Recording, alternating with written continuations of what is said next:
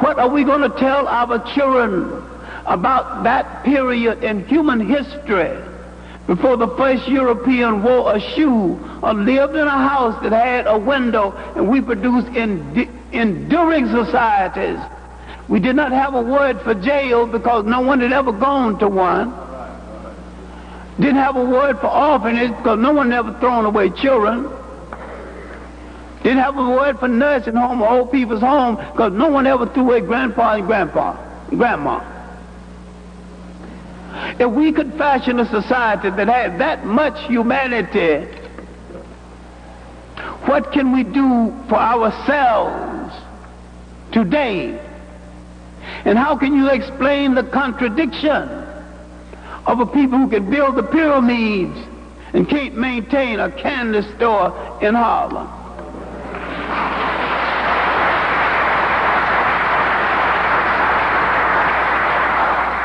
The question came up in a meeting in Senegal.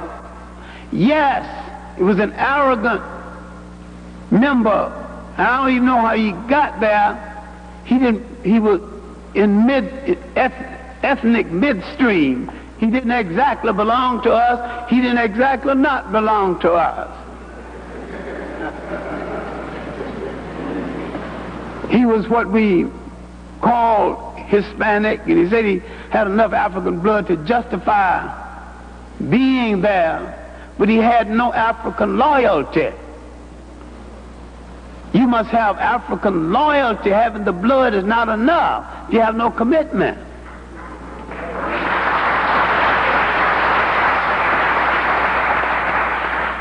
And he kept asking the question very arrogant and contemptuously. Yes, you people built the pyramids, but where are you now? What are you building now? Can you build the pyramid now? And I finally got tired of all this harangue. Do we need it now? Let's now build what we need right now. We need a railroad system stretching across Africa, and we need to build it. We need to have mining engineers, metal specialists to get the ore from the African earth, not to buy the rails from outside. Everything needs to come from inside of Africa itself. Now that's what we need right now. We need a road system, a rapid transportation in Africa that will take 100 years to complete. If it takes 100 years to complete, if we started this year, we've got only 99 more years to go. But if you don't start it, you never know when it's going to be finished. We must, in this generation, start things that a generation will have to complete, that another generation will have to complete. What are we going to tell our children about how we survive away from home? What are we going to tell them about the circumstances in Europe and in the world that caused them to be away from home? What are we going to tell them about the massive resistance movements in this country? What are we going to tell them about the most successful slave revolts we've had in the Americas, that have been in South America and in the Caribbean islands? Not only what are we going to tell them, what are we going to tell the people of the Caribbean islands who seem to have forgotten about it?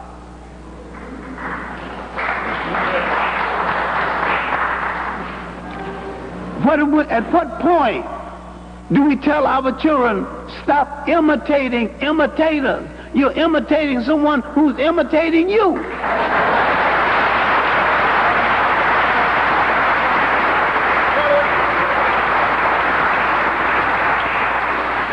But if you understand the message,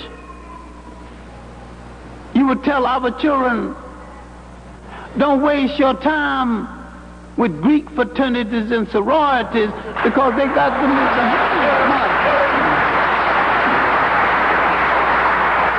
All this nonsense and hazing just to get into a sorority and a fraternity, you have to literally humiliate yourself.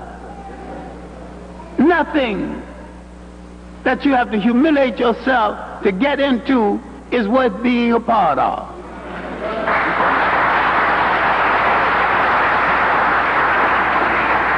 The African secret societies, where the Greeks stole the idea in the first place, were societies of responsibility, responsible people.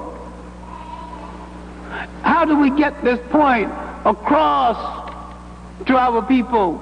And how do we tell our children going to church while a European painted that picture up there? There's no proof that Christ looked that way.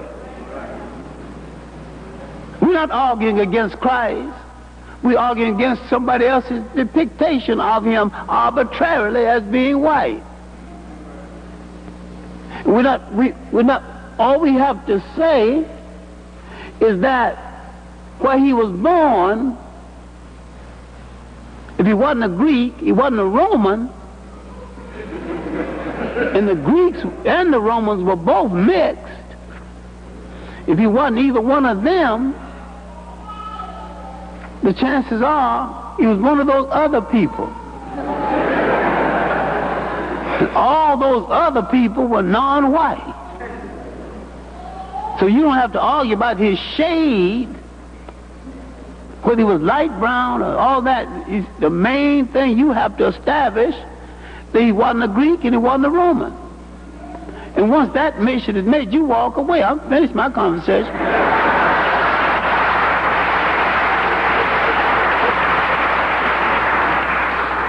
What we have to do is to stop wasting each other's time. We're not arguing against the church. We think the church should be an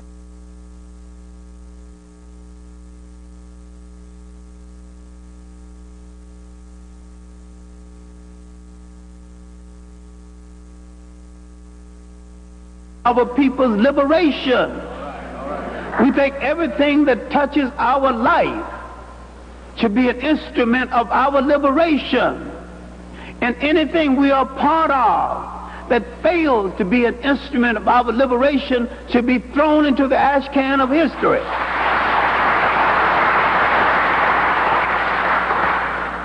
How do we explain ourselves to ourselves, and how do we explain ourselves to our children? When they read about slavery, tell them, yes, we were slaves, but look this is what we did about it. These are the circumstances. These are the people who benefited from it. These are the people who still benefited from it. This is why we still have slavery, white and black, only it's more severe on us. And the greatest slavery was the enslavement of the mind. And every time you worship some degenerate bopper, this is a form of slavery. I'm not saying every bopper or bebopper is a degenerate, but I'm saying the degeneracy is so high in the profession, you're almost right if you name anyone in it. How we tell people that because we are not dopes, we don't hang out with dope.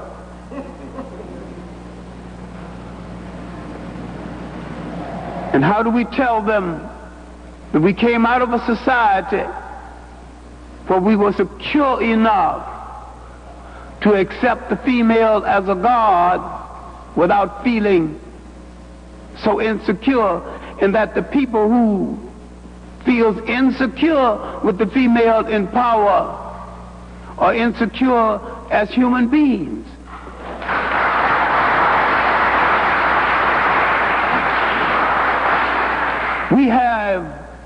We had and still have a cultural lifestyle that makes a place for everyone in the society. Today, the woman plays an important role in the churches, behind the scenes, in the lodges, to such an extent she's not taking the power away from the man. She's freeing his hand so he could be a better man.